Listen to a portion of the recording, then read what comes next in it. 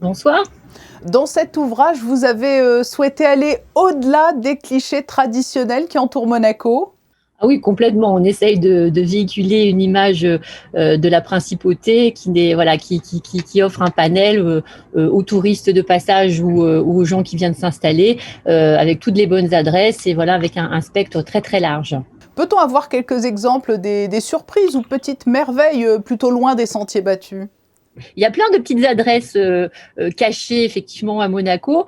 Et au début du guide, vous allez trouver en fait des top 10 de nos coups de cœur en fait sur la principauté pour se régaler, des bonnes petites adresses de resto, pour faire une pause, pour se faire plaisir, etc. Il y a une petite boutique que j'affectionne particulièrement, c'est l'Orangerie de Monaco qui fait des liqueurs à base des oranges amères de Monaco dans une petite ruelle. Ça, que ce soit des gens qui viennent en vacances ou si vous êtes monégasque, vous avez de la famille de l'extérieur qui vient vous voir, c'est toujours le petit cadeau made in Monaco à ramener. C'est vraiment la petite touche monégasque. Ce qu'il faut préciser, c'est que c'est un guide, bien évidemment, qui s'adresse en priorité aux touristes, mais les monégasques peuvent l'utiliser aussi pour toutes les bonnes adresses qu'il recèle. Complètement, puisque quand on vit dans un endroit, on a, comme je dis toujours, on a toujours ses petites habitudes. On va dans le même resto, la même pizzeria, le même petit bar, etc. Et nous, on est là aussi pour donner aux gens résidents de Monaco des nouveautés. Si jamais ces nouveautés leur avaient échappé au moment de leur ouverture, et de dire, regardez, là, il y a un nouveau resto, il y a une nouvelle boutique, il y a une nouvelle activité. C'est pas mal de la découvrir. Donc, on est là également aussi pour ça. Monaco fait toujours recette, c'est un guide qui se vend bien. Oui, c'est un guide qui se vend bien parce qu'en plus, moi, je suis très fière parce qu'on est le seul éditeur en Europe à faire un vrai guide complètement dédié à Monaco. Évidemment, il y a beaucoup d'ouvrages, beaucoup de beaux livres, etc. Mais en guide pratique, on est les seuls à avoir complètement séparé Monaco et en faire un ouvrage à part entière. Et il est également une partie dans le guide Côte d'Azur Monaco. On a un supplément assez conséquent, du coup, également sur Monaco. Mais on est vraiment les seuls à avoir le guide. On le voit à travers les pages, Monaco est d'autant plus une destination très complète, aux multiples atouts avec des lieux hors normes, des produits du terroir, vous l'avez dit maintenant, la restauration, les Voilà. sorties. Tout à fait. Et donc, ça s'adresse à une clientèle.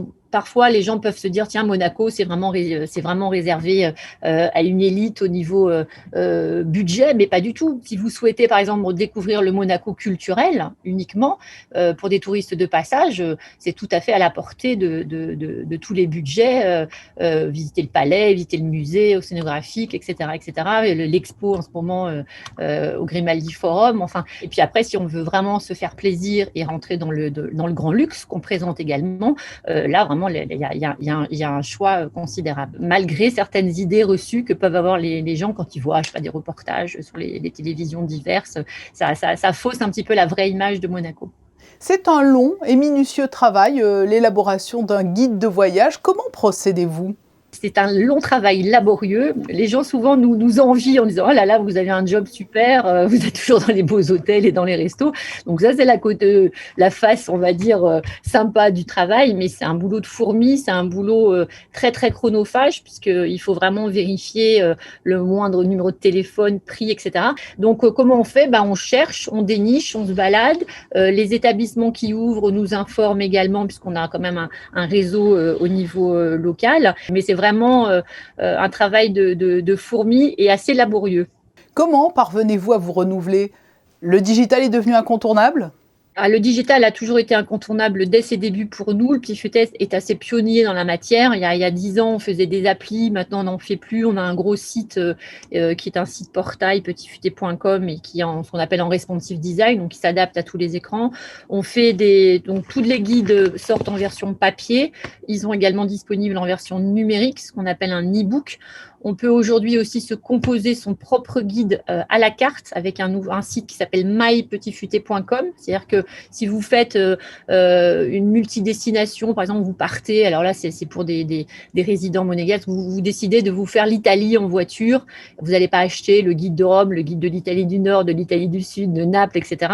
Et là, en fait, vous piochez parmi vos itinéraires, vous regardez le type d'hébergement qui vous convient, le type de loisirs que vous voulez faire, et hop, ça vous mouline en quelques minutes un e-book à la carte.